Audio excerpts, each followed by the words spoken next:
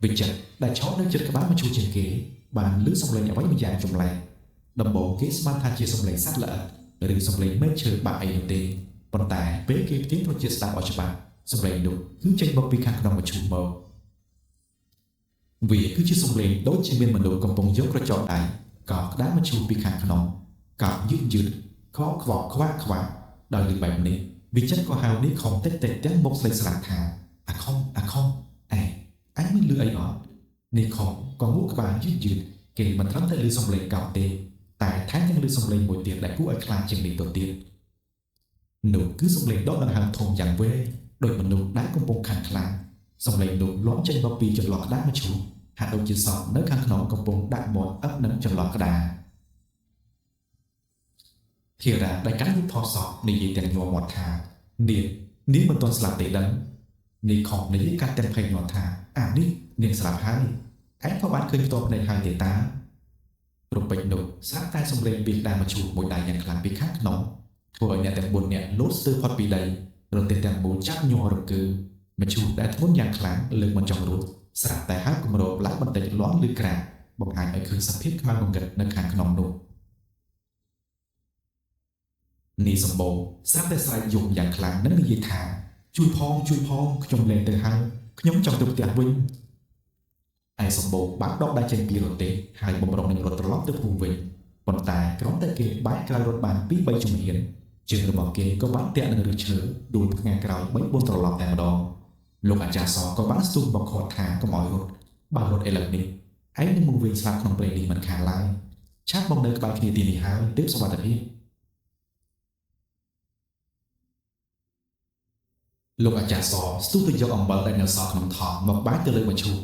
ส่งเลยก่อนนั้นส่งเลยดอกดังหันก่อบ้านสงัดตึงเป็นพลีกำลังมาชูก่อบ้านบัดบังเป็นกรึบ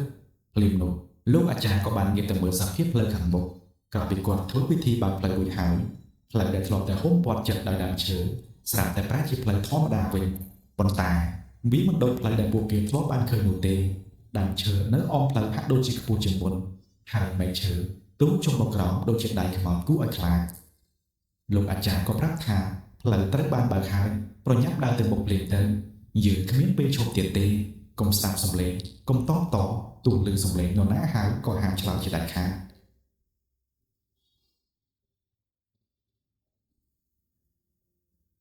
โดยสามบนนี้กู้บางครั้งปู่เกก็วันจ้องตกเจ้าหายก็วันนอนคดีช่วยริโดเตสอบแต่มาดอดำไปบนต้อนำนาตัวบกเตียนเอาตัวปีเลิกนี้หลังมันบานนอนปู่เกตลอดมองดาปูวินตีคนตายบ้านนอนโจตขนมเพียบมองเงินกันแต่เฉลยเตยขณะใดของปงดาวิจัดได้ในขังกล่าวมีอารมณ์ถาตรจาเนื้อกินจังโกกีมีอารมณ์ชบ้านนักถามีนนนาบเนี่ยกงปุ้งดาโดนลังหามกระบายหนึ่งกองระบอกกีพิคราวกีพิยมันเนียกราวรู้จักบอลดำลงอาจารย์ชบ้านนาคนตายนำไปได้เพลงบรรทุพลื้อล่างบุจวันกีบันคืนสมองเอาไว้มันดังกระปุกข้อปีกีสมองจมไหลนุ่มđã nơi cái bài kể hai người sọ với lần lại cùng vùng dù vì chật chỉ giúp xâm ruột rõ cái kể mới trở lọ kể bật khăn nè hai bác một bình mà đòn tiền rồi xâm lặng từ lần đấy đã chắc đôi phần lượt bờ rế rồi bỏ khăn kể tại nâng tay khơi sầm màu nụ đỏ đại sầm màu nụ miếng sọ sầm bồn hai ở bên này với ai kể trước đây cho sầm làm tiền trùng họ nụ cứ sầm màu nụ mình miếng cho lần nào đã đôi kia anh là tại vì hát đôi công vùng ẩn đại đó chưa phật bị đề vì chật háo khi kia kể đến sầm lệ sáng sáng sớm để xemเป็น lịch thang sầm bồ anh minh thôn sầm mạo sầm bồ đã có bung prang rồi tệ nơi căn bầu vị chật mình bán cho lại to pliên đề kỹ đã ón một chỗ tiền kho bị thò vào đà một sự tu cày mờ tứ cái chai to vĩnh vận tải sầm lệ robot kỳ mình mến cho sầm lệ robot sầm bồ tệ thang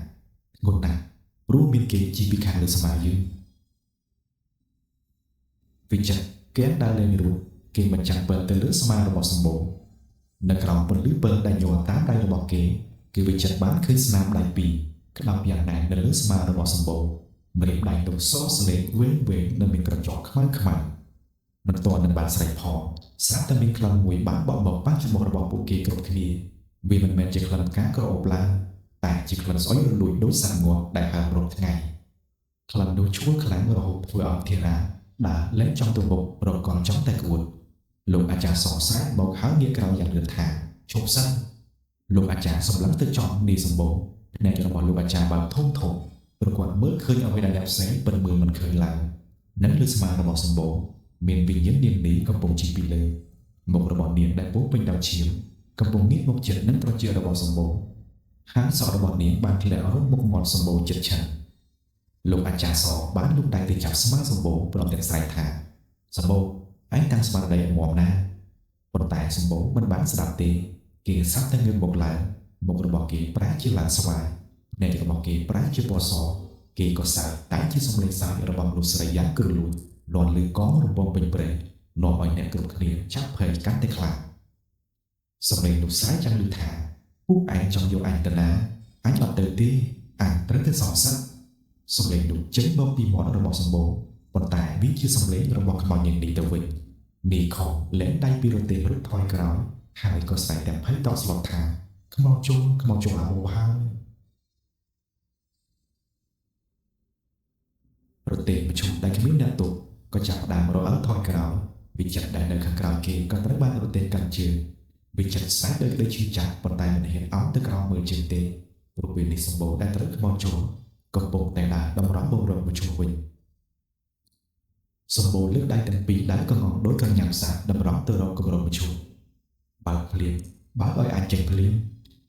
លោកអាចារ្យសស្ទុះទៅយកខ្សែសីមាដែលត្រាំក្នុងទឹកមុនមកវាយទៅលើខ្នងសម្បូរផ្លាច់និងនិយាយថាចេញឆាប់ចេញភ្លាមកុំមកខ្សែកាប់ពីនឹងមនុស្សអីយ៉ាងនេះសម្បូរស្រែកធ្ងរដោយការឈឺចាប់ហើយដូចជាត្រូវភ្លើងរលាករាងកាយរបស់គេចាប់រមួលខ្លួនដូចជាពស់ប៉ុន្តែវិញ្ញាណនោះពិតជាមានឫទ្ធិអំណាចណាស់វាមិនព្រមចេញងាយទេវាបែរមុខមកសម្លឹងលោកអាចារ្យសដោយក្រសែភ្នែកគុំគួនយ៉ាងខ្លាំងដោយបន្លឺឡើងមកថាតើឯងកុំចេះយុគនេះបើមិនបានជីវិតមនុស្សទេអាចមិនទៅជាដាច់ខាត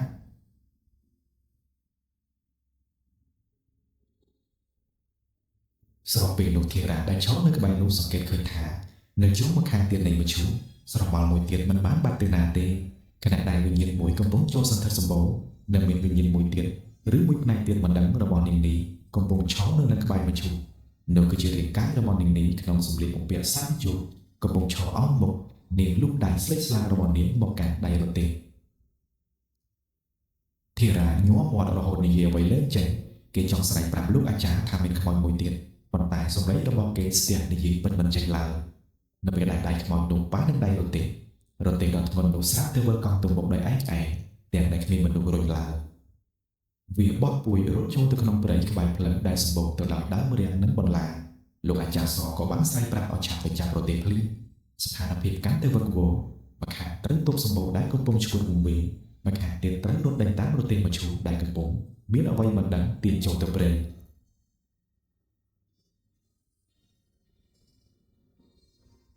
រទេះមឈូសដែលរត់ចូលព្រៃដោយឯងនោះបានទៅបុកនឹងដំបងអ្នកតាមួយយ៉ាងពេញទំហឹងលាន់ឮក្រាំងរួចក៏ឈប់នឹងស្ងៀមដោយឯងគម្រោងមឈូសបានរំកើស្ទើរតែរបូតចេញបង្ហាញឲ្យឃើញសពសាកសពដែលចេញបកក្រៅខ្មៅរលូលោកអាចារ្យសនិងអ្នកដែលនៅសេសសល់បានរត់ទៅដល់ផ្ទះដង្ហើមហត់ប៉ុន្តែបញ្ហាមិនទាន់ចប់ត្រឹមនោះទេនាងសម្បូរដែលត្រូវវិញ្ញាណចូលសន្ធិដ្ឋកំពុងតែរមូលខ្លួននៅលើដីភក់លាយឡំជាមួយសម្លេងស្រែកធ្ងរដែលមិនមែនជាសម្លេងរបស់គេឡើយលោកអាចារ្យសស្រែកប្រាប់ទៅនាងខំថាឆាប់យកខ្សែសីមាមកលោកអាចារ្យទទួលខ្សែសីមារួចស្ទុះទៅចងដៃទាំងពីររបស់សម្បូរដែលកំពុងតែព្យាយាមខ្វាងកខ្លួនឯងក្រោមតែខ្សែសីមាប៉ះត្រូវស្បែកសម្បូរភ្លាមផ្សែងពណ៌សក៏បានរសាត់ចេញមកសម្លេងនាងនេះស្រែកចេញពីមាត់សម្បូរមកថាអូយក្តៅណាស់មុខរបស់សម្បូរក៏ចាប់ប្រែ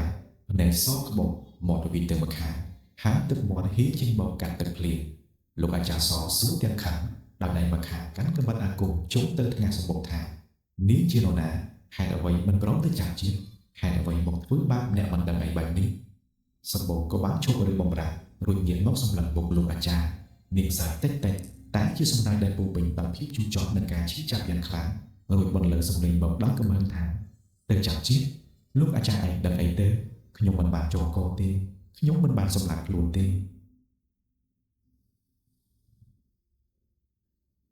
ក្រោយពីបានលើកបែបនេះទាំងម្ដាយនាងនិងអ្នកភូមិមួយចំនួនចាប់ស្រឡាញ់កាន់យ៉ាងខ្លាំងឯធារាដែលចង់កាន់រូបថតនៅក្បែរនឹងគល់ឈើមួយស្រាប់តែដៃញ័រធ្វើឲ្យរូបថតធ្លាក់ពីដៃកញ្ចក់បែកខ្យាលពេញដី លោកអាចារ្យសួរតបទៅថាបើមិនបានសម្លាប់ខ្លួនហើយអ្វីនាងស្លាប់នៅនឹងដើមពោធិ៍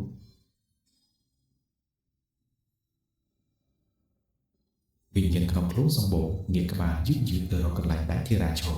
កែវភ្នែកពណ៌សរបស់សម្បូរក៏ចាប់បាក់ធំធំសម្លឹងចប់ទៅធារាដែលកំពុងញ័រខ្លួនរួចនិយាយដល់សំឡេងយ៉ាងខ្លាំងព្រមទាំងចំអកចង់មុខផងថាសួរវាទៅសួរអាមនុស្សចិត្តដេរឆានមែនទេ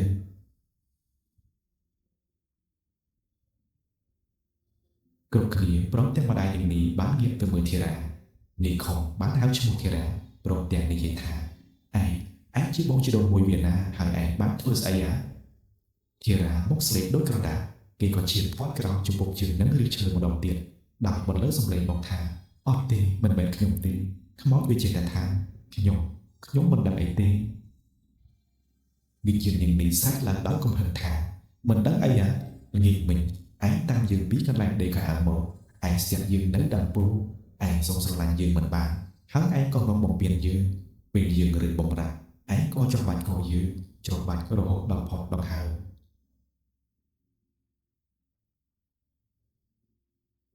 សំឡេងរៀបរាប់របស់នាងលាយឡំជាមួយសំឡេងកូនលាន់បានធ្វើឲ្យរឿងនេះកាន់តែរន្ធត់យ៉ាងខ្លាំងវិញ្ញាណនាងក៏បន្តថាហើយឯងក៏យកខ្សែគូមកចងកយើងហើយព្យួរនឹងដើមពោធិ៍ដើម្បីបន្លប់ភ្នែកគេថាយើងចង់សម្លាប់ខ្លួនឯងអាធារាឯងចិត្តខ្មៅណាស់យើងខំទុកឯងជាបងប្រុសយើងខំគោរពស្រឡាញ់ឯងម្ដេចឯងមកធ្វើបែបនេះមកលើយើងគ្រាន់តែបានឮសំឡេងចេញពីវិញ្ញាណរបស់កូនស្រីមីងពុតស្រែកទ្រហោយំកាន់តែខ្លាំងដោយនឹកស្មានមិនដល់មនុស្សដែលគាត់ស្រឡាញ់ទាំងទុកចិត្តបំផុតបែរជាឃាតករសម្លាប់កូនខ្លួនឯងទៅវិញគាត់បានទៅទាំងកំភ្លៀងវាដល់ច្រំធាក់ដល់កំហឹងយ៉ាងខ្លាំងទៅលើធារាមិនខ្វល់ថាគេជាក្មួយអ្វីទៀតឡើយប៉ុន្តែធារានៅតែស្រែកបដិសេធទាំងសំឡេងញ័រតែភ្នែករបស់គេបង្ហាញពីភាពភ័យខ្លាចបំផុតគេបានព្យាយាមរត់គេចតែក៏ត្រូវបានលោកអាចារ្យសស្រែកឲ្យគ្នាគេដេញតាមចាប់ភ្លាមមិនចាំយូរនាងខំនឹងវិចិត្របានស្ទុះទៅចាប់ធារាជាប់ប៉ុន្តែនៅពេលនោះសារទឹកខ្យល់មួយបានបោកបក់មកយ៉ាងខ្លាំងធ្វើឲ្យពួកគេបានឃ្លាតចេញពីគ្នាគម្រោងមឈូសដែលរបាំងស្រាប់បានហោះចេញយ៉ាងលឿនសម្រាប់ទៅបុកដើមឈើបែរជាបំណែកតូចៗសាកសពនាងនេះដែលនៅក្នុងមឈូសក៏បានងើបអង្គុយត្រង់ខ្លួនរួចក៏ងាកមុខទៅរកធារាដែលដួលនឹងដីក្រណាត់សដែលរុំមុខនាងបានរបូតចេញបង្ហាញឲ្យឃើញមុខមាត់ដែលហើយនិងអណ្ដាតលៀនវែងគួរឲ្យខ្លាចព្រមទាំងបន្លឺសំឡេងមកថាឯងចង់រត់ទៅណាធារាលុតជង្គង់ចុះលើកដៃសំពះឲ្យទុកជីវិតឲ្យគេដោយនិយាយថា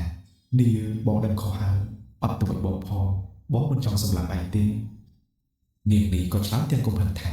យឺតពេលហើយឯងសុំទោសយើងអាចរស់វិញមែនទេភ្លាមនោះដៃរបស់នាងនេះបានឈោះមកយ៉ាងវែងតម្រង់ទៅរកករបស់ធារាដែលកំពុងតែព្យាយាមវាយថយក្រោយធារាស្រែកដោយក្តីភ័យខ្លាចថាលេងអញក្រចកដៃដែលខ្មៅបានចាក់ចូលទៅក្នុងសាច់កជើងរបស់គេធ្វើឲ្យឈាមហូរចេញមកលះហើយកម្លាំងទាញរបស់សាកសពបានទាញធារាយ៉ាងលឿនសម្ដៅទៅរកមឈូសធារាស្រែកអង្វរទាំងទឹកភ្នែករមៀលធ្លាក់មកដោយក្តីឈឺចាប់ថាលោកអាចារ្យជួយផងវាសម្រាប់ខ្ញុំហើយលោកអាចារ្យសក៏ខឹងនឹងធារាខ្លាំងដែរតែក្នុងនាមជាចាស់ទុំពិតមិនអាចឈរមើលមនុស្សស្លាប់នៅនឹងមុខបានទេគាត់ស្ទុះទៅមុខដៃកាន់កាំបិតអាគមសូមបាល់ដៃខ្លាំងដើម្បីបង្ក្រាបឥទ្ធិពលវិញ្ញាណនាងនេះដែលតាមចងអាឃាតយ៉ាងខ្លាំងលោកអាចារ្យសយកកាំបិតអាគមទៅកាត់ខ្យល់ត្រង់កន្លែងដៃខ្មៅកំពុងចាប់ធារាលាន់លឺសូរឆ្វាច់ពន្លឺភ្លើងពណ៌ខៀវបានផ្ទុះចេញពីចុងកាំបិតដៃរបស់សាកសពនាងនេះបានក៏ត្រាក់មួយទំហឹងហើយប្រដេកជើងរបស់ធារាចេញលោកអាចារ្យស្រែកប្រាប់ថាឆាប់រត់ទៅធារាប្រឹងត្រដងងើបឈរហើយរត់យ៉ាងលឿនចូលទៅក្នុងព្រៃងងឹតដោយមិនបានគិតអ្វីឡើយគេរត់ទាំងជើងម្ខាងកំពុងតែមានរបួសប៉ុន្តែសម្រាប់ខ្មោចតែ